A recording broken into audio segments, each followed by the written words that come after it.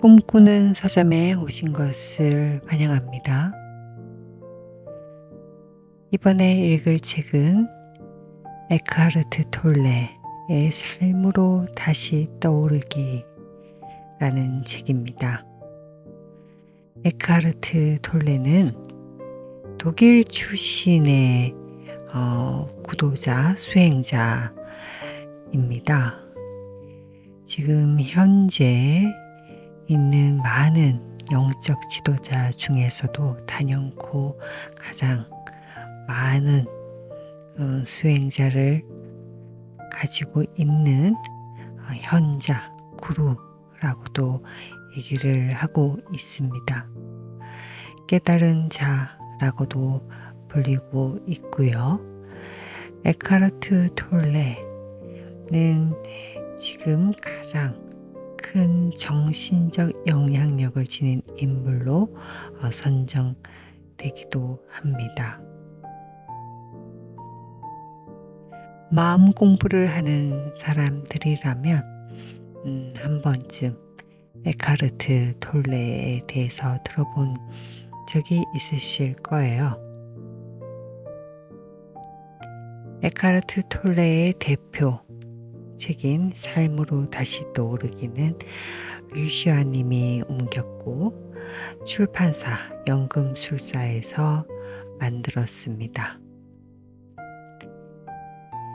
연금술사 출판사에서 좀 허락을 해주셔서 세 번째 장을 좀 읽어드릴 수 있게 되었어요.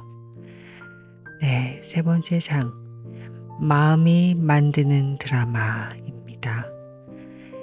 에고를 초월하기 위해 이해해야 하는 것들을 한번 읽어보도록 할게요.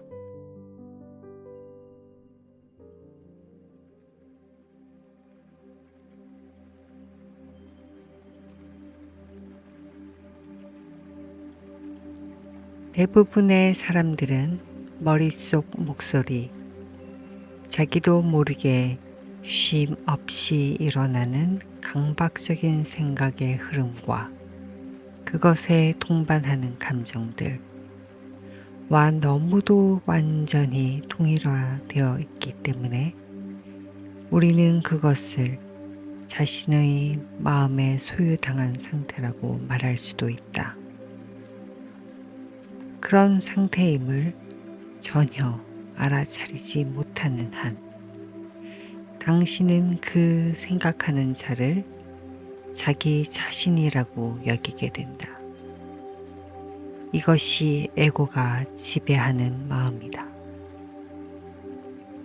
에고가 지배한다고 말하는 이유는 모든 생각, 즉 모든 기억, 모든 해석, 의견, 관점, 반응, 감정 속에 나, 에고라는 자아의식이 있기 때문이다. 영적으로 말하면 이것이 무의식이다. 당연히 당신의 생각, 다시 말해 당신 마음속 내용물은 성장 배경, 문화, 가족 배경 등 과거에 의해 조건 지어져 있다. 모든 마음 활동의 중심은 집요하게 반복되는 생각들, 감정들, 반응 행태 등 당신이 가장 강하게 동일화되어 있는 것들로 이루어져 있다. 이 독립체가 에고 그 자체이다. 지금까지 살펴보았듯이 당신이 나라고 말할 때 대부분의 경우 그것은 당신 자신이 아니라 에고가 말하고 있는 것이다. 에고는 생각과 감정, 당신이 나와 나의 이야기로서 자신과 동일시하는 기억의 덩어리들, 부지불식간에 연출하는 습관적인 역할들로 구성되어 있다. 그리고 국적, 종교, 인종, 사회적 지위, 정치적 충성 같은 집단적 동의라도 포함된다. 그것은 또한 재산뿐 아니라 견해, 외모, 오래된 원망, 남보다 우월하거나 열등함, 성공한 자와 실패한 자라는 개인적인 정체성도 포함된다. 에고의 내용물은 사람마다 다르지만 모든 에고에는 동일한 구조가 작용한다. 다시 말해, 에고는 단지 표면에서만 다를 뿐 깊은 아래서는 모두가 같다. 그렇다면 어떤 방식으로 같은가? 에고는 동일화와 분리를 먹고 산다.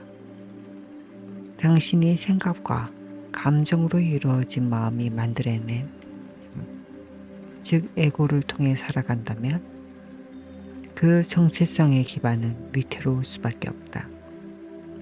왜냐하면 생각과 감정은 본래 변화하기 쉽고 덧없는 것들이기 때문이다. 그래서 에고는 스스로를 보호하고 확장하려고 노력하면서 생존을 위해 계속해서 싸울 수밖에 없다. 나라는 생각을 유지하기 위해 에고는 그 반대 생각인 남이 필요하다. 개념적 나는 개념적 남이 없으면 생존할 수 없다. 남은 내가 그들을 적으로 간주할 때 가장 확실한 남이 된다. 에고가 지배하는 이 무의식적인 행동 양식의 한쪽 끝에는 남의 잘못을 찾아내고 불평하는 에고의 강박적인 습관이 놓여 있다. 예수가 너는 형제의 눈 속에 있는 티는 보면서 내 눈 속에 있는 들보는 깨닫지 못하는가 하고 말한 것도 이것을 가리킨다. 이 행동 양식의 다른 쪽 끝에는 개인 간의 물리적 폭력과 국가 간의 전쟁이 있다. 성경에는 앞에 나온 예수의 질문에 대한 대답이 적혀 있지 않지만 당연히 그 대답은 이러할 것이다. 다른 사람을 비판하거나 비난할 때 나 자신이 더 크고 더 우월한 존재로 느껴지기 때문이다.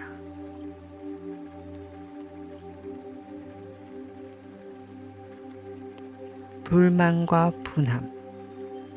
불만은 에고가 자기를 강화하기 위해 선호하는 전략 중 하나이다. 모든 불만은 마음이 만든 당신이 완전히 믿고 있는 작은 이야기이다. 불만을 큰 소리로 말하든 단지 생각 속에서만 하든 차이가 없다. 자기와 동일시할 것을 그다지 많이 갖고 있지 않으면서 불만만으로 즐겁게 생존하는 에고도 있다. 그런 에고의 포로가 되면 특히 다른 사람들에 대한 불만이 습관이 되고 당연히 무의식적으로 일어난다. 무의식적이기 때문에 본인은 자신이 무엇을 하고 있는지 알지 못한다. 그 사람의 면전에 대고 하든 혹은 흔히 하듯이 당사자가 없는 자리에서 하든 심지어 생각 속에서만 하든 타인에 대해 부정적인 마음속 분류표를 붙이는 것은 이 패턴의 주된 부분이다. 욕하기는 이런 분류표 붙이기의 가장 노골적인 형태이며 자신이 옳다고 주장하면서 남들을 이기려는 에고의 욕구를 충족시키기 위함이다. 이 무의식, 바로 아래쪽 차원에서 당신은 고함치고 소리 지르고 있으며 또한 그보다 별로 깊지 않은 곳에 물리적 폭력이 있다. 분함은 불만과 함께 따라오는 감정이자 사람들에게 마음속 분류표를 붙이는 일이며 이것은 에고에게 더 많은 에너지를 보태준다. 분함은 억울해하고 분개하고 자신이 부당하게 상처받았다고 느끼는 것이다. 당신은 다른 사람들의 탐욕, 부정직, 진실성 부족, 현재 그들이 하고 있는 짓과 과거에 한 짓, 그들이 말한 것, 그들이 하지 않은 것, 했어야 하며 하지 말았어야 하는 것 등에 대해 계속해서 분개한다. 에고는 그것을 매우 좋아한다. 에고는 다른 사람들의 무의식을 눈감아 주지 않고 그것을 아예 그들의 정체성으로 만들어버린다. 누가 그렇게 하는가? 바로 당신 안의 무의식, 즉 에고가 그렇게 하는 것이다. 때로는 다른 사람에게서 발견하는 잘못이 실제로는 존재하지 않는 것일 수도 있다. 완전한 오해이며 적을 만들어 자신이 옳고 우월함을 느끼도록 조건 지어진 자기 마음의 투영일 수가 있다. 잘못이 실제로 있다고 해도 그것에만 집중해 다른 모든 것을 배제함으로써 그 잘못을 확대하는 경우도 흔하다. 당신이 반응하는 다른 사람 안에 있는 그것을 당신은 자신 안에서 강화시키는 것이다. 다른 사람의 에고에 대응하지 않는 것이 자신의 에고를 뛰어넘을 뿐 아니라 인간의 집단적 에고를 소멸시키는 가장 효과적인 방법 중 하나이다.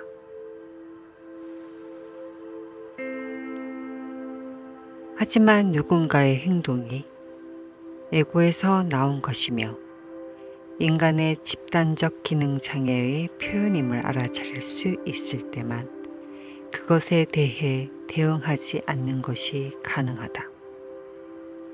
다시 말해, 그것이 개인의 문제가 아님을 깨달을 때 마치 그것이 그 사람 개인의 문제인 것처럼 대응하려는 충동이 사라진다.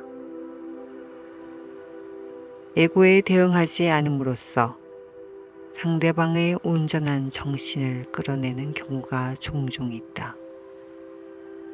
온전한 정신이란 조건 지어진 상태와는 반대인 조건 지어지지 않은 의식이다.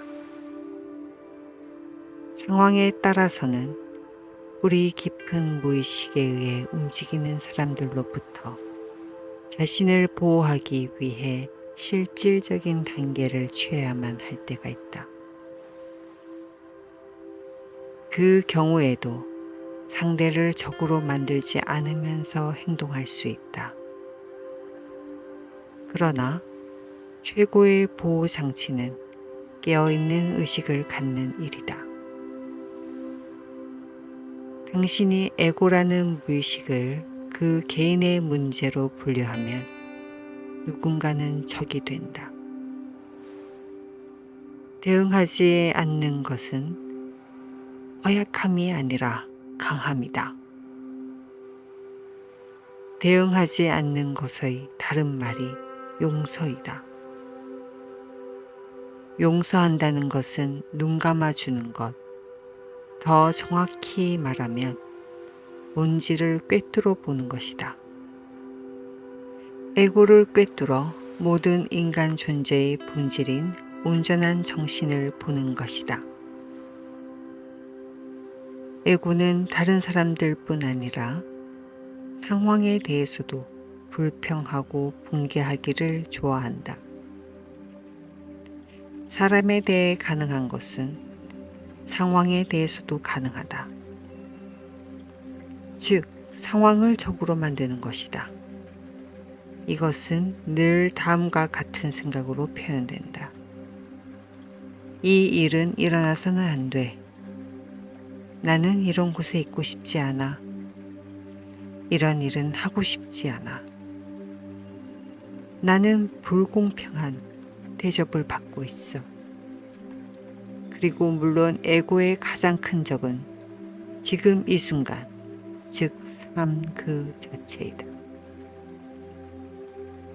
누군가에게 실수와 부족한 점을 말해주어 바로잡는 것과 불만을 혼동해서는 안 된다. 불만을 품지 않는 것이 반드시 나쁜 품질이나 악한 행동을 참고 견디는 것은 아니다. 수프가 식었기 때문에 종업원에게 따뜻하게 데울 필요가 있다고 말하는 것은 에고가 아니다. 사실만을 말하기 때문이며 사실은 언제나 중립이다. 어떻게 나한테 다 식어 빠진 수프를 갖다 줄 수 있지? 이것은 불만이다. 여기에는 나한테 라는 의식이 있고 식은 수프에 개인적인 모욕을 느껴 소란을 피우는 나, 누군가가 잘못되었다고 만들기를 즐기는 나가 있다. 이 불만은 변화를 일으키는 것이 아니라 에고를 기쁘게 하는데 도움이 될 뿐이다. 때로는 실제로 에고가 변화를 원하지 않고 있음이 명백한 경우도 있다. 그러면 계속 불평하고 불만스러워할 수 있기 때문이다. 무엇인가에 불만스러워하는 바로 그 순간 머릿속 목소리를 잡아챌 수 있는지, 즉 알아차릴 수 있는지, 그리고 그것의 정체를 알아볼 수 있는지 시험해 보는 것도 좋다. 조건지어진 마음의 방식, 하나의 생각에 불과한 그 에고의 목소리를, 그리고 그 목소리를 알아차릴 때마다 당신은 자신이 그 목소리가 아니라 그 목소리를 알아차리는 자라는 것을 깨달을 것이다. 실제로는 그 목소리를 알아차리는 그 알아차림이 본래의 당신이다. 배경에는 알아차림이 있고 전면에는 그 목소리, 즉 생각하는 자가 있다. 이런 방식으로 당신은 에고로부터 해방되고 관찰되지 않은 마음으로부터 자유로워진다. 자신 안의 에고를 알아차리는 순간, 그것은 엄밀히 말하면 더 이상 에고가 아니라 단지 오랫동안 조건지어진 마음의 방식일 뿐이다. 에고는 알아차림이 없는 상태를 의미한다. 알아차림과 에고는 공존할 수 없다. 오래된 마음의 방식이나 생각의 습관은 당분간은 여전히 살아남아 다시 찾아올 수도 있다. 왜냐하면 그것의 배후에는 수천 년 동안 계속되어 온 인간의 집단적 무의식이 가진 추진력이 있기 때문이다. 하지만 알아차릴 때마다 매번 힘이 약해질 것이다. 맞대응과 원한. 분함은 불만과 종종 붙어 다니는 감정이지만 때로는 그것보다 더 강한 분노나 그 밖의 감정적 흔들림이 동반되는 경우도 있다. 이런 방식으로 분함은 더 강력한 에너지로 충전된다. 이때 불만은 에고가 스스로를 강화시키는 또 다른 방식인 대응으로 바뀐다. 맞서서 반응하거나 화내고 소란을 피울 그 다음 것을 언제나 기다리는 사람들이 많다. 그들은 오래 기다릴 필요도 없이 금세 그 대상을 발견한다. 이건 불법이야. 어떻게 네가 감히. 정말 분해. 이런 사람들은 약물 중독이 아닌 분노와 감정 폭발 중독이다. 이것 또는 저것에 맞서서 반응함으로써 자신의 자아에 대한 느낌을 강화하는 것이다. 오래 지속된 분함은 원한이라고 불린다. 원한을 품고 있는 것은 영구적으로 대립 상태에 있는 것이며, 그렇기 때문에 원한은 많은 사람들의 에고에서 중요한 부분을 차지한다. 집단적인 원한은 국가와 부족의 정신 속에 몇 세기 동안이나 남아있을 수 있으며 끝없는 폭력의 악순환에 기름을 붓는다. 원한은 어떤 먼 과거에 일어난 사건과 관계된 강한 부정적 감정이다.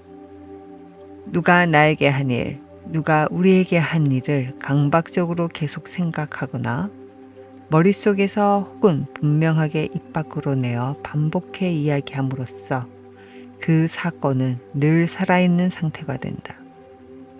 원한은 또한 삶의 다른 영역들도 오염시킨다. 예를 들어 원한을 생각하고 느끼는 동안 그것의 부정적인 감정 에너지가 현재 일어나고 있는 일에 대한 인식을 왜곡시키고 눈앞의 사람에 대해 말하거나 행동하는 방식에도 영향을 미친다. 깊은 원한이 한 가지 있는 것만으로도 삶의 대부분의 영역이 그것에 물들고 에고의 덫으로부터 도망칠 수 없게 만들기에 충분하다. 자신이 여전히 원한을 품고 있는지, 자기 삶에서 완전히 용서하지 못한 누군가가, 즉 적이 있는지 없는지 확인하기 위해서는 솔직함이 필요하다.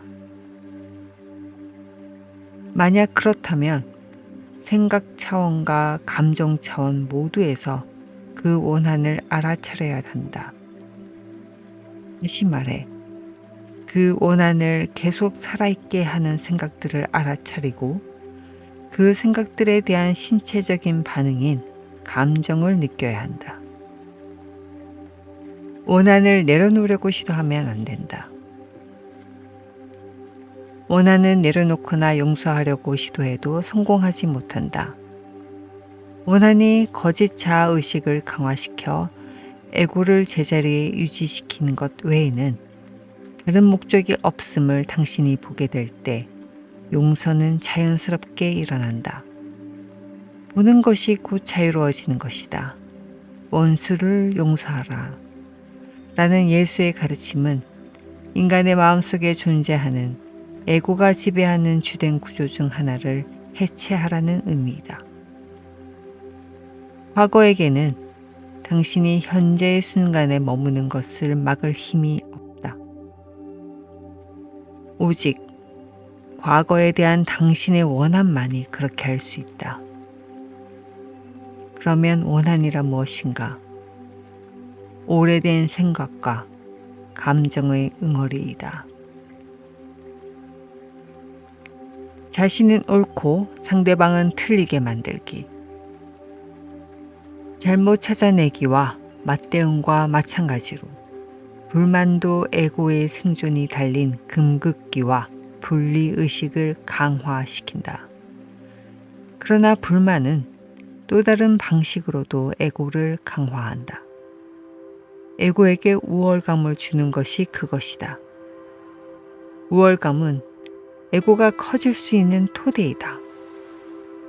교통정체에 대해, 정치인들에 대해, 자기밖에 모르는 탐욕스러운 부유층이나 게으른 실직자들에 대해, 혹은 직장 동료나 헤어진 배우자에 대해, 남자나 여자에 대해 퍼뜨리는 불만이 어떻게 에고에게 우월감을 줄 수 있는지 금방 알기 어려울 수도 있다. 여기 에고가 우월감을 느끼는 이유가 있다. 불만을 말할 때 당신은 자신은 옳고 불만과 거부 반응의 대상인 그 사람이나 상황은 잘못되었음을 암시하기 때문이다. 자신이 옳다고 여기는 것만큼 에고를 더 강화시켜 주는 것은 없다. 옳다는 것은 하나의 관점, 의견, 판단, 이야기 등과 같은 정신적 입장을 자기와 동일시하는 것이다. 그런데 자신이 옳기 위해서는 당연히 틀린 누군가가 필요하다.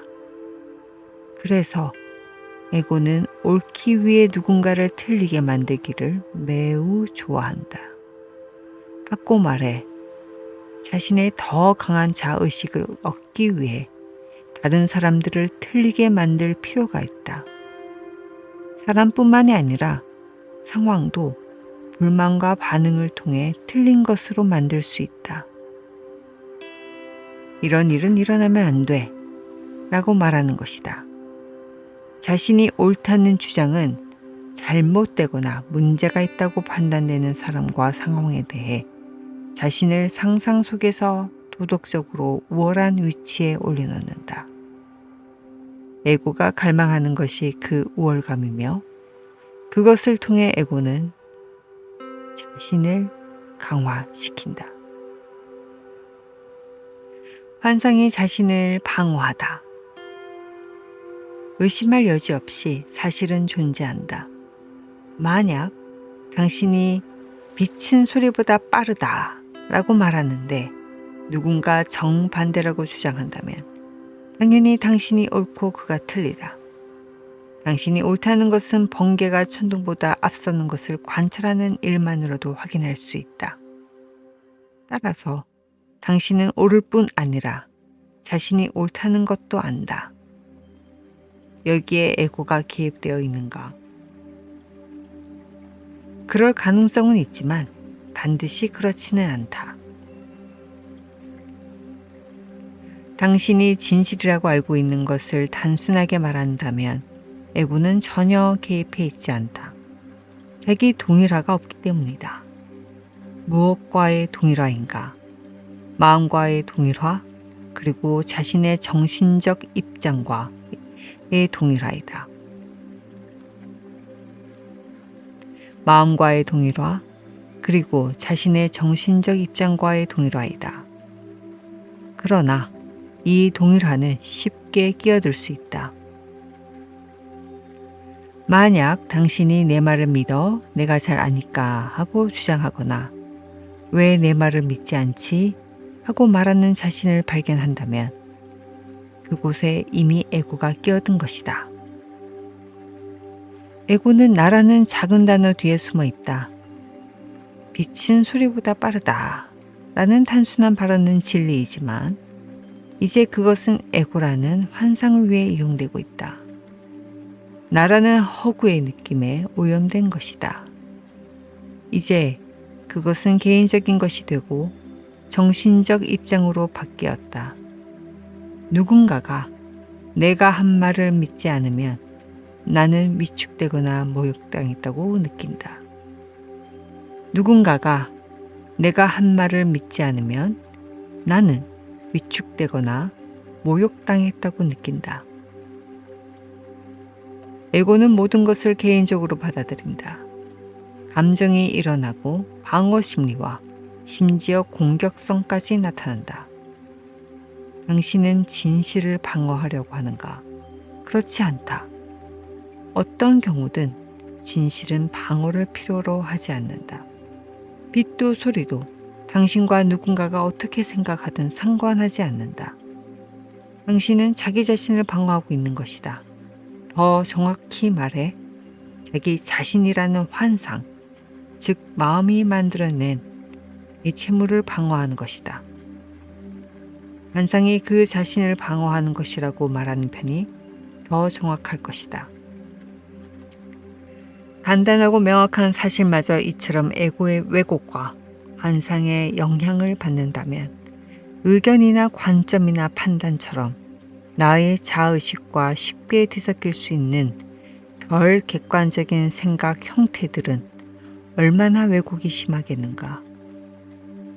모든 에고는 자신의 의견과 견해를 사실 그 자체와 혼동한다. 더 나아가 객관적인 사건과 그 사건에 대한 자신의 반응의 차이를 구분하지 못한다. 모든 에고는 선별적으로 인식하고 왜곡되게 해석하는 데는 달인이다. 생각을 통해서가 아니라 오직 알아차림을 통해서만 사실과 의견의 차이를 구분할 수 있다. 오직 알아차림을 통해서만 올바르게 볼 수 있다. 저것은 상황이며 이것은 상황에 대해 내가 느끼는 분노임을 알고 그런 다음 그 상황에 접근하는 다른 방식들이 있음을 깨닫는다. 그것을 보는 다른 시각과 다른 대응 방식이 있음을 오직 알아차림을 통해서만 제한된 한 가지 관점에서 벗어나 그 상황이나 사람의 전체적인 모습을 볼 수 있다. 진리, 상대적인가 절대적인가? 검증 가능한 단순한 사실들의 경우는 별도로 하고 나는 옳고 너는 틀리다 라고 확신하는 것은 개인의 인간관계뿐 아니라 국가, 민족, 종교 간의 상호관계에서도 위험하다. 그러나 만약 나는 옳고 너는 틀리다 라는 믿음이 에고가 자신을 강화하는 방법들 중 하나이며 자신은 옳고 남은 틀리게 만드는 것이 사람들 사이의 분열과 갈등을 지속시키는 마음의 기능 장애라면 그렇다면 행동과 행위 그리고 믿음에는 옳은 것도 틀린 것도 없는 것일까? 그것은 몇몇 기독교인들이 우리 시대의 최대의 악이라고 보는 윤리적 상대주의, 인간 행동의 지침이 되는 절대적 진리 따위는 없다는 사고방식에 빠지는 것은 아닐까? 진리는 자신들 쪽에만 존재한다는, 다시 말해 자신들만 옳다는 믿음은 행동과 행위를 광기 수준으로까지 전락시킨다. 그것은 기독교 역사 자체가 여실히 보여준다. 종교는 몇 세기 동안이나 자신들이 내린 교리와 성서 혹은 진리의 좁은 해석과 조금이라도 다른 의견을 가진 자가 있으면 고문하고 화형에 처했다. 그런 행동은 옳으며 그 이유는 희생자들이 틀리기 때문이라고 생각했다. 희생자들은 너무도 틀리기 때문에 죽이지 않으면 안 된다고 여겼다. 진리가 인간의 생명보다 더 중요하게 여겨졌다. 그렇다면 그 진리란 무엇인가? 당신이 믿어야만 하는 이야기, 즉 한 묶음의 생각이다. 캄보디아의 미치광이 독재자 폴포트가 죽이라고 명령한 100만 명의 사람들 중에는 안경 쓴 사람들이 모두 포함되어 있었다. 왜인가? 폴포트의 주장에 따르면 마르크스주의적 역사 해석이 절대 진리였으며 그 절대 진리의 폴포트 해석에 따르면 안경을 착용한 사람들은 지식인 계급, 부르주아지, 농민의 착취자였기 때문이다. 새로운 사회 질서를 만들기 위해서는 그들을 제거할 필요가 있었다. 폴포트가 주장한 그 진리도 단지 묶음의 생각에 불과했다. 가톨릭을 비롯한 교회들이 윤리적 상대주의를 현대의 악 중 하나로 비판하는 것은 물론 아주 틀리지 않다. 그러나 결코 발견할 수 없는 장소에서 절대적 진리를 찾는다면 발견할 수 없을 것이다. 발견할 수 없는 장소란 교리, 이념, 계율, 이야기 등이다. 이것들의 공통점은 무엇인가? 그것들은 생각으로 이루어져 있다는 것이다. 생각은 기껏해야 진리를 가리켜 보일 수는 있지만 결코 진리 그 자체는 아니다. 그러므로 불교에서는 달을 가리키는 손가락은 달이 아니다 라고 말한다. 모든 종교는 그것을 어떻게 사용하는가에 따라 똑같이 틀릴 수도 있고 똑같이 옳을 수도 있다. 그것을 에고를 위해 봉사시킬 수도 있고 진리에 봉사시킬 수도 있다. 자신의 종교만이 진리라고 믿는다면 그것을 에고에 봉사시키고 있는 것이다. 그런 방식으로 사용할 때 종교는 이념이 되고 사람들 사이의 편가르기와 갈등뿐 아니라 우월감이라는 환상을 심는다. 진리에 봉사할 때 종교적 가르침들은 깨달은 존재들이 남긴 표지판과 지도가 되어 다른 사람들도 영적으로 깨어나고 형상과의 동일화로부터 자유로워지도록 도울 것이다. 절대적 진리는 오직 하나이며 다른 모든 진리들은 그것으로부터 퍼져 나온다. 그 진리를 발견할 때 당신의 모든 행동은 진리에 맞춰질 것이다. 인간의 행동은 진리를 반영하거나 환상을 반영하거나 둘 중 하나이다. 진리를 말로 표현할 수 있을까? 표현할 수 있다. 하지만 물론 언어는 진리 그 자체가 아니다. 단지 진리를 가리켜 보일 뿐이다. 그 진리는 당신 자신과 분리될 수 없다. 그렇다. 당신이 진리이다. 만약 다른 곳에서 진리를 찾고 있다면 매번 속을 것이다. 당신이라는 존재 자체가 진리이다. 예수는 이것을 나는 길이요, 진리요, 생명이다 라는 말로 전하려고 했다. 예수의 이 말은 가장 강력하고 가장 직접적으로 진리를 가르친다. 하지만 잘못 해석하면 커다란 장애물이 된다. 예수는 인간 내면의 가장 깊은 부분에 있는 존재, 모든 남자와 여자뿐 아니라 모든 생명체의 가장 핵심적인 정체성을 말하고 있는 것이다. 그는 당신의 존재인 그 생명에 대해 말했다. 기독교 신비가들은 그것을 내면의 그리스도라고 불렀다. 불교에서는 불성이라고 부른다. 힌두교에서는 아트만, 진화, 즉 내면에 거하는 신이라고 부른다. 자신의 내면에 있는 이 차원과 연결될 때 그 차원과 연결되는 것은 당신의 자연스러운 상태이지 특별히 기적적인 성취가 아니다. 당신의 모든 행동과 관계들은 당신이 깊은 내면에서 감지하는 모든 생명과의 일체감을 반영하게 될 것이다. 이것이 사랑이다. 율법, 계명, 계율, 규정들은 진정한 자기 자신과 단절된 사람들, 자기 내면의 진리와 분리된 사람들에게 필요한 것이다. 그것들은 에고의 최악의 폭주를 막는 역할을 하겠지만 종종 그것에서조차 실패한다. 사랑하라. 그리고 내가 하고 싶은 일을 하라. 그것들은 에고의 최악의 폭주를 막는 역할을 하겠지만 종종 그것에조차 실패한다. 사랑하라. 그리고 내가 하고 싶은 일을 하라. 라고 성 어거스틴은 말했다. 언어로는 이것 이상으로 진리에 가깝게 다가갈 수 없을 것이다. 에고는 개인적인 것이 아니다. 집단 차원에서 우리는 옳고 너희는 틀리다 라는 사고방식은 국가 간, 인종 간, 민족 간, 종교 간, 이념 간의 갈등이 오래되고 극단적이며 고질적으로 일어나는 세계 분쟁 지역에서 특히 단단히 자리 잡고 있다. 대립하는 당사자들은 어느 쪽이든 자신들의 관점, 자신들의 이야기와 동일화되어 있다.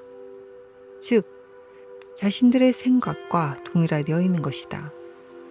양쪽 모두 자신들과 다른 관점, 다른 이야기가 존재할 수 있으며 그것 역시 타당할 수 있음을 보지 못한다.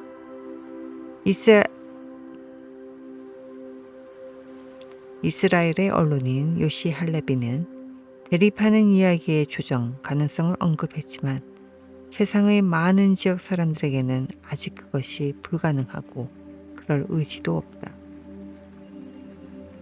대립하는 어느 쪽이든 자신들에게만 진리가 있다고 철저히 믿는다. 양쪽 모두 자신들은 희생자로, 상대방은 악의 무리로 간주한다. 그리고 상대방을 인간이 아닌 적으로 개념해왔기 때문에 어른은 물론이고 아이들에게까지도 온갖 살인과 폭력을 저지르면서도 인간적인 마음의 고통도 괴로움도 느끼지 않는다. 그들은 공격과 보복, 받은 만큼 되받아친다는 광기 어린 악순환에 빠져있다. 우리 대 그들이라는 집단 측면에서 나타나는 인간의 에고는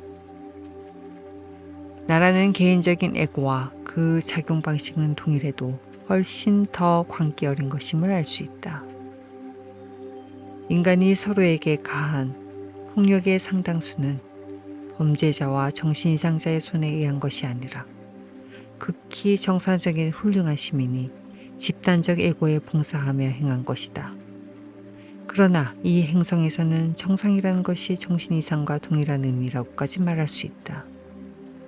그 정신이상의 뿌리에는 무엇이 있는가? 생각과 감정과의 완전한 동일화, 즉 에고이다. 탐욕, 이기심, 착취, 잔인함, 폭력이 여전히 이 행성 도처에 만연해 있다. 그것이 마음 밑바탕에 있는 기능장애 혹은 정신적 질환의 개인적 집단적 표현임을 알아차리지 못한다면 그것은 개인적인 문제로 받아들이는 오류에 빠지게 된다. 개인과 집단에 대한 개념적인 정체성을 만들어 그는 이런 사람이다. 그들은 이런 인간들이다. 라고 말하는 것이다.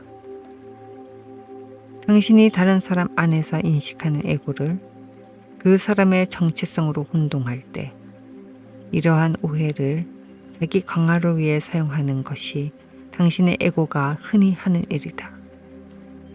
자신이 옳고 그러므로 더 우월하다는 생각을 가지고 적으로 인식되는 상대방에 대해서는 비난과 붕괴와 종종 분노로 반응하면서 그렇게 하는 것이다. 이 모든 일들이 에고에게는 대단히 만족스러운 일이다. 그렇게 함으로써 자신과 상대방이 분리된 존재라는 의식이 강해지고 상대방의 타인성이 점점 극대화되며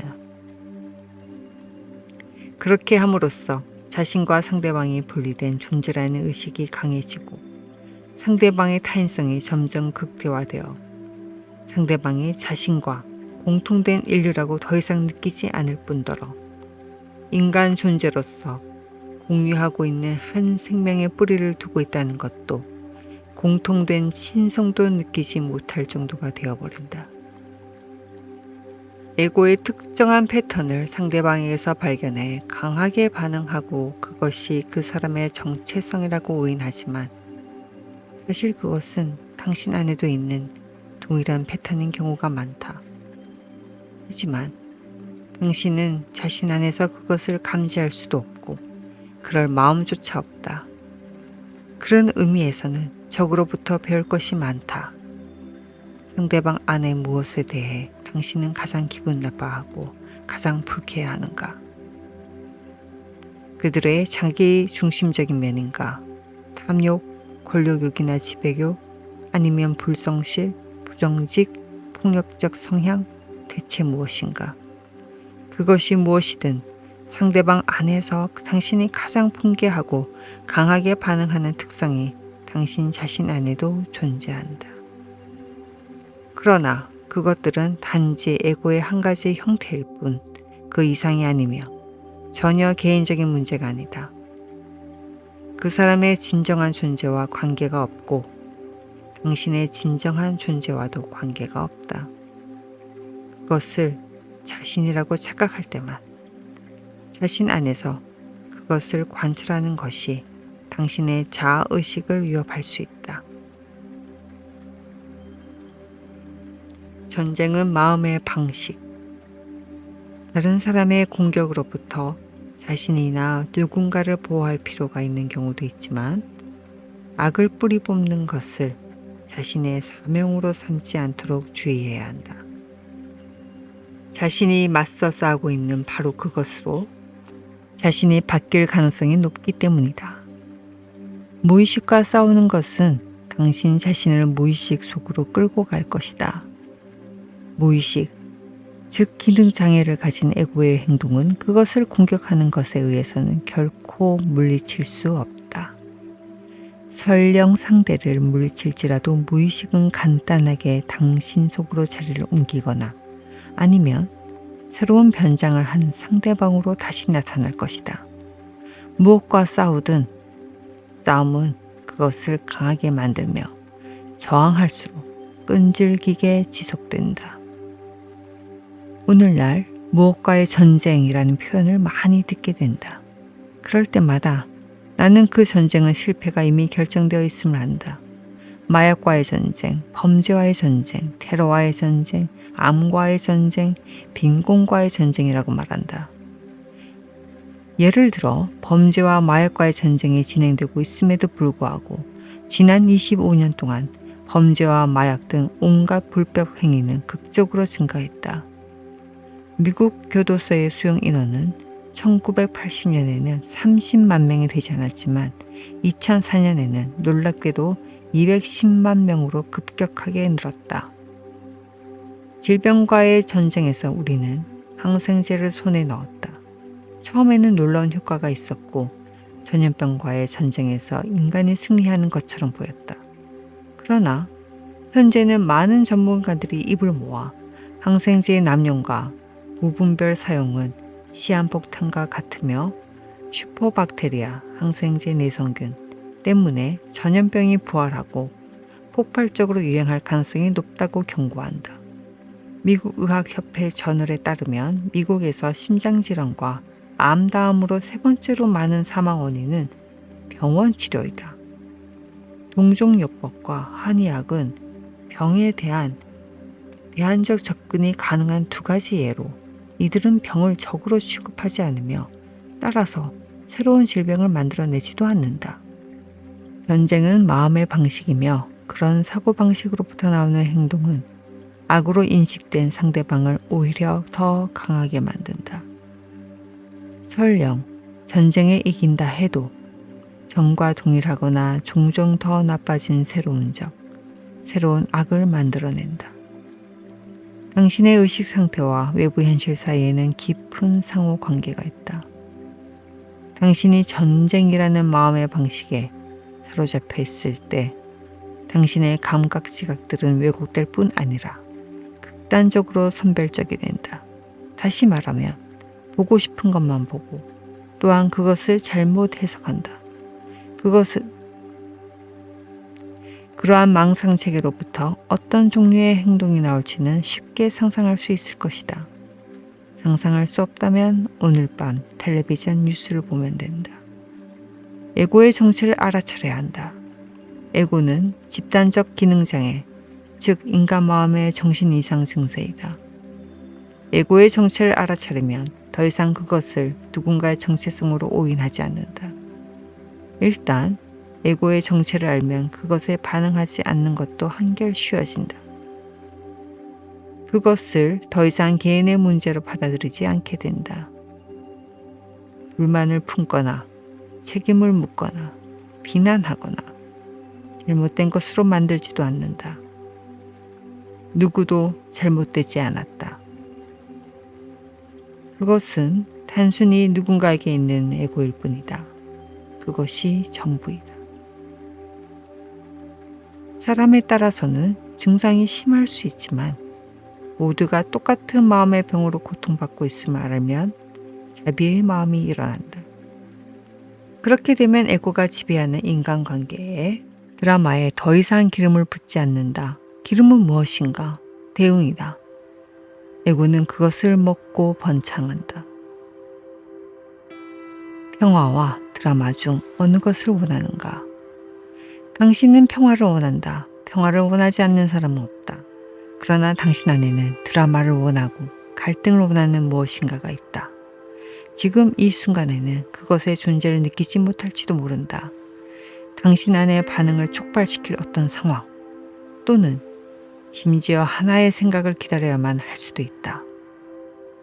누군가가 당신을 비난하고 당신을 인정하지 않고 당신 영역을 침입하고 당신이 일하는 방식에 문제를 제기하고 돈을 갖고 따질 때 그때 당신은 자신 안에서 무엇인가 큰 힘이 아마도 분노나 적대감의 가면을 쓴 두려움이 솟구치는 것을 느끼는가?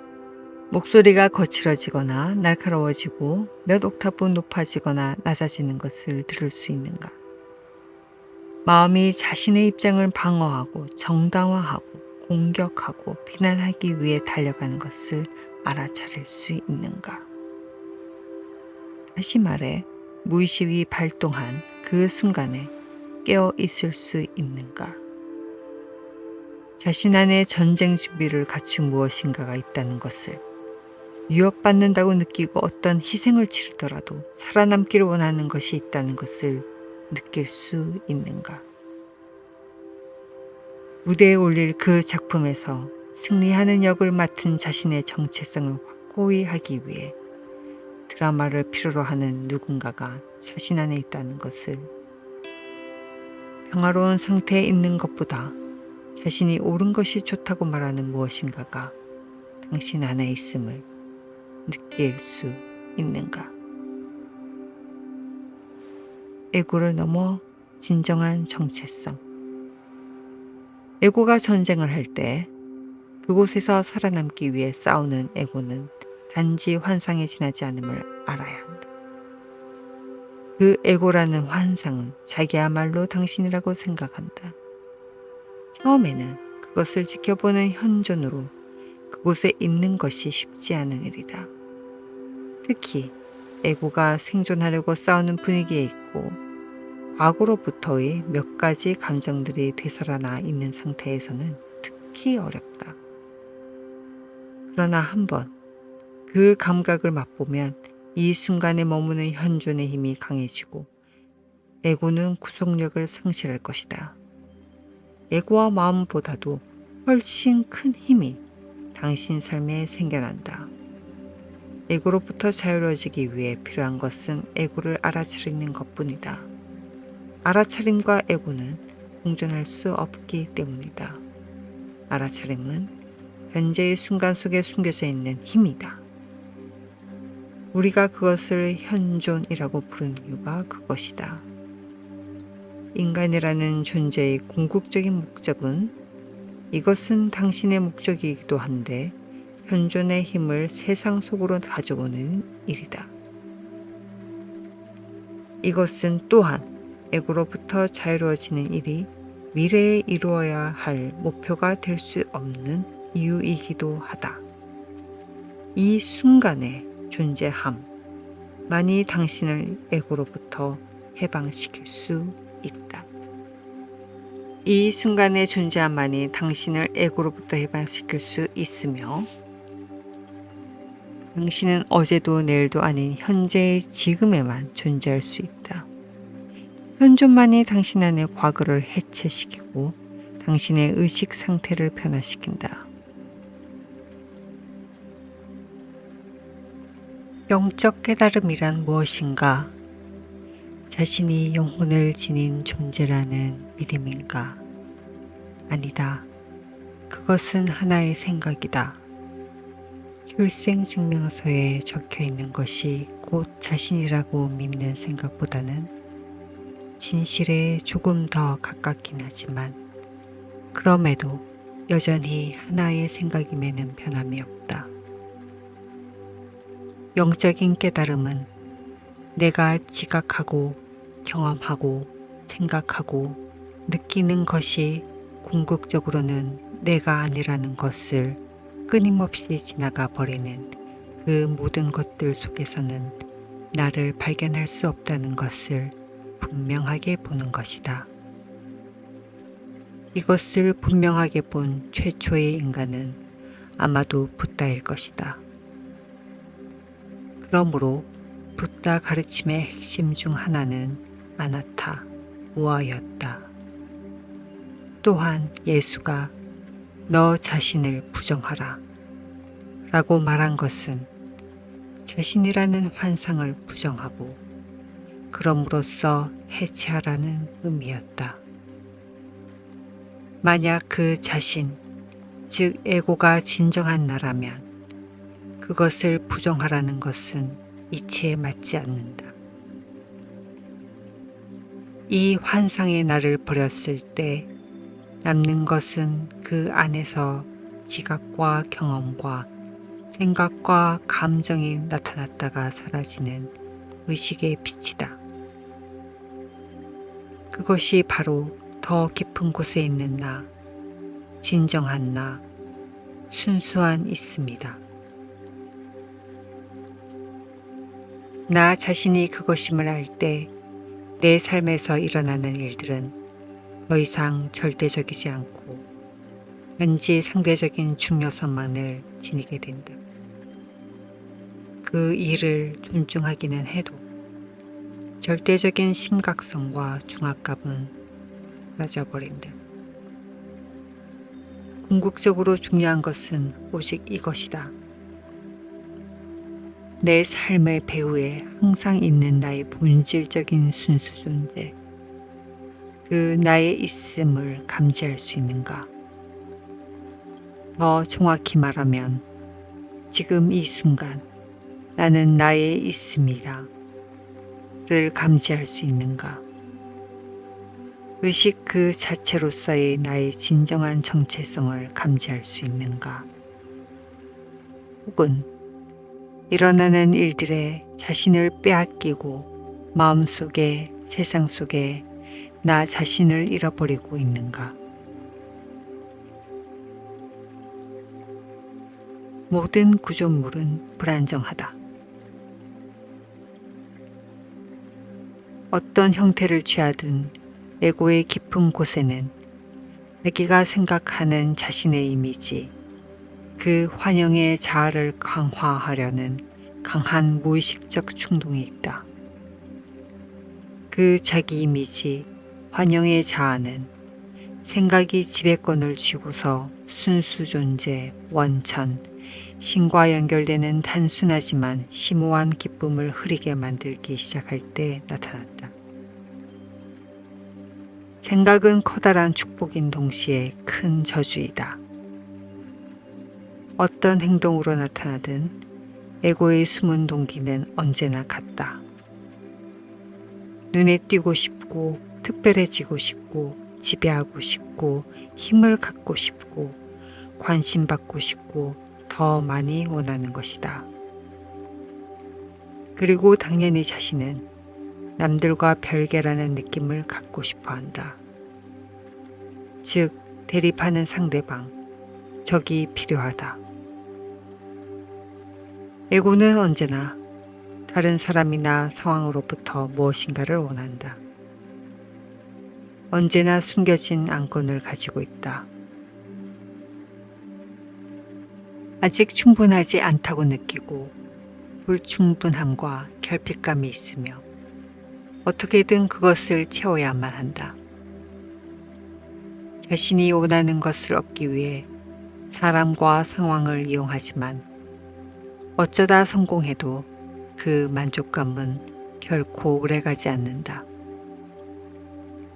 목적을 이루지 못하는 경우도 많고 대부분은 내가 원하는 것과 실제 모습 사이의 차이에 끊임없이 혼란스러워하고 고뇌한다. 이제는 고전이 된 유명한 팝송 난 만족할 수 없어 I can't get satisfaction 롤링스톤즈가 부른 곡은 다름 아닌 에고의 노래이다. 에고의 밑바탕에서 모든 행동을 지배하는 감정은 두려움이다. 아무것도 아닌 존재가 되는 것에 대한 두려움, 존재하지 않게 될 것 같은 두려움, 죽음의 두려움이다. 결국 에고의 모든 행동은 이 두려움을 없애기 위해 기획된 것이다. 하지만 에고는 기껏해야 가까운 관계, 새로운 소유물, 혹은 이런저런 성취들로 일시적으로 이 두려움을 덮어버리는 것밖에 할 수 없다. 환상은 결코 당신을 만족시키지 못한다. 오직 나는 누구인가의 진리만이 만약 당신이 그것을 깨닫는다면 그것만이 당신을 자유롭게 할 것이다. 왜 두려워하는가? 왜냐하면 에고는 형상과의 동일화에 의해 일어나지만 깊은 바닥에서는 어떤 형상도 영원하지 않고 모두 덧없다는 사실을 알기 때문이다. 그러므로 겉으로는 자신감 있어 보여도 에고 주변에는 언제나 불안감이 있다. 전에 친구와 함께 캘리포니아 말리부 해변 근처에 있는 아름다운 자연 보호 구역을 거닐다가 수십 년 전 화재로 인해 파괴된 어느 시골집의 폐허를 보게 되었다. 그 집에 가까이 가서 보니 나무들과 온갖 종류의 멋진 식물들이 제멋대로 자라있고 그 옆 길가에는 공원 관리소에서 세워놓은 표지판이 하나 있었다. 그 표지판에는 위험, 모든 구조물이 불안정함이라고 적혀 있었다. 이것이야말로 심오한 경전의 말씀이군. 나는 친구에게 말했고 둘 다 경외감에 사로잡혀 서 있었다. 아무리 견고해 보이는 물질일지라도 모든 구조물, 즉 모든 형상이 불안정하다는 것을 깨닫고 그것을 받아들이면 평화가 당신 안에서 일어난다. 모든 형상의 무상함을 알아차림으로써 자기 안의 형상을 초월한 차원의 눈을 뜨기 때문이다. 그곳은 죽음을 넘어서 있다. 예수는 그것을 영원한 생명이라고 불렀다. 우월감을 느끼고 싶어하는 에고의 욕구. 에고에게는 그냥 지나쳐 버리기 쉬운 미묘한 형태들이 많이 있다.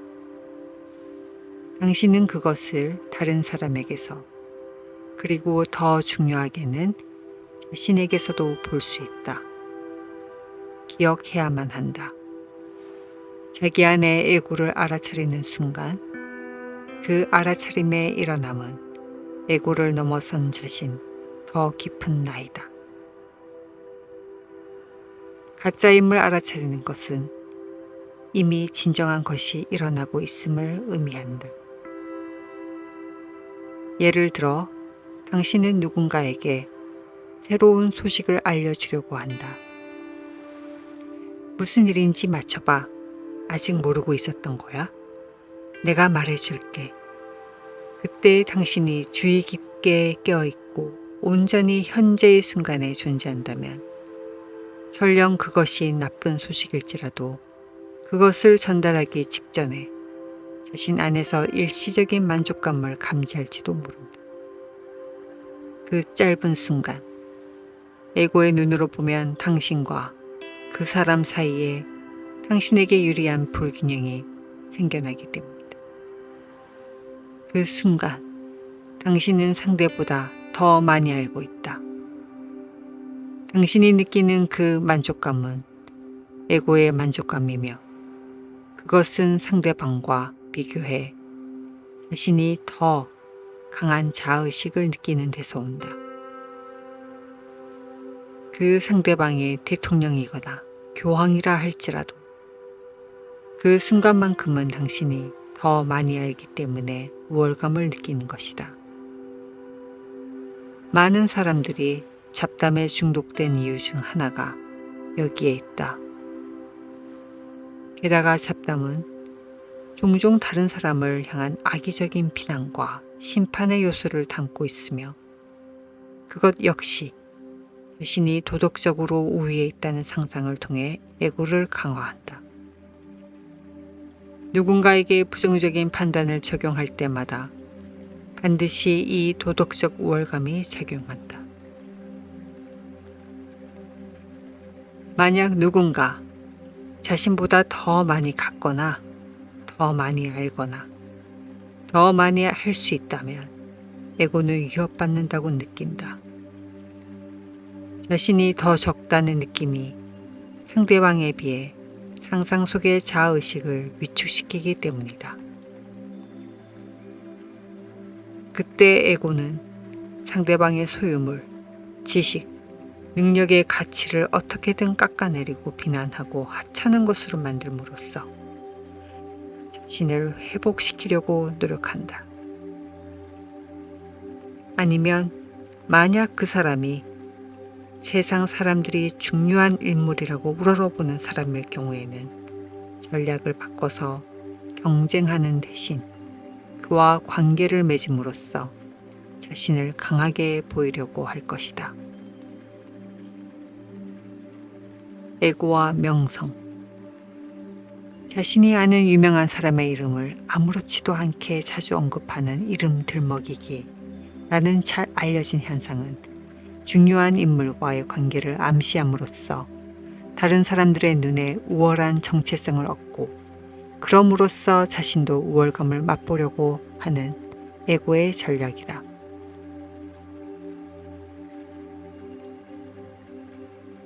당신이 이 세상에서 유명해짐으로써 따라오는 재난은 사람들이 당신에 대해 갖는 집단적인 이미지에 의해 당신의 진정한 존재가 흐려지는 것이다. 당신이 만나는 대부분의 사람들은 당신과의 관계를 통해 자신의 정체성, 자신이 누구인가에 대한 마음속 이미지를 강화하고 싶어 한다. 그들 자신은 모를 수도 있지만 사실 그들은 당신에게는 전혀 관심이 없으며 궁극적으로는 자신들의 허구의 자아의식을 강화하는 데만 관심이 있을 뿐이다. 그들은 당신을 통해 자신이 더 커질 수 있다고 믿는다. 당신을 통해라기보다 유명인으로서의 당신에 대해 그들이 가지고 있는 마음속 이미지를 통해 혹은 실물보다 과장되고 관념화된 일반적 정체성을 통해 그들 자신을 완성시키려고 하는 것이다. 명성에 대한 터무니없는 과대평가는 우리의 세상에 존재하는 에고의 많은 정신이상적 표현들 중 하나일 뿐이다. 유명인 중에는 스스로가 똑같은 실수에 빠져 사람들과 대중매체가 그들에 대해 만들어 놓은 이미지인 집단적 허구와 동일화되어 실제로 자신을 다른 사람들보다 우월한 존재로 보는 사람도 있다. 그 결과 그들은 그들 자신과 사람들로부터 점점 멀어져서 점점 불행해지며 점점 더 자신의 인기를 유지하는 데만 의존한다. 부풀려진 자아 이미지를 먹여 살리는 사람들에 의해 둘러싸인 채 진정한 관계를 가질 수 없게 된다. 이 지구 행성에서 가장 유명한 사람이 될 운명을 타고났으며 거의 초인이라 칭송받는 아인슈타인은 사람들이 그에 대해 집단적으로 만들어낸 이미지와 자신을 결코 동일시하지 않았다. 그는 유명해지고 나서도 여전히 겸허했으며 에고가 없었다. 사실 그는 이렇게 말했다. 사람들이 생각하는 나의 업적이나 능력과 진정한 나, 그리고 내가 할 수 있는 것 사이에는 기이할 정도의 모순이 있다. 유명한 사람이 다른 사람과 진정한 관계를 맺기 어려운 이유가 여기에 있다. 진정한 인간관계는 이미지를 만들거나 자기를 추구하는 에고에 지배되지 않는 관계이다. 진정한 관계에는 상대방을 향해 열린 깨어있는 관심이 있으며 그 안에는 어떤 바람도 없다. 그 깨어있는 관심이 현존이다. 그것은 모든 진정한 관계의 필수적인 전제 조건이다. 에고는 언제나 무엇인가를 원하며 상대방에게 얻을 것이 아무것도 없다고 여겨지면 철저한 무관심 상태가 된다. 그러므로 에고가 지배하는 관계에서 가장 많은 세 가지 상태는 이것이다.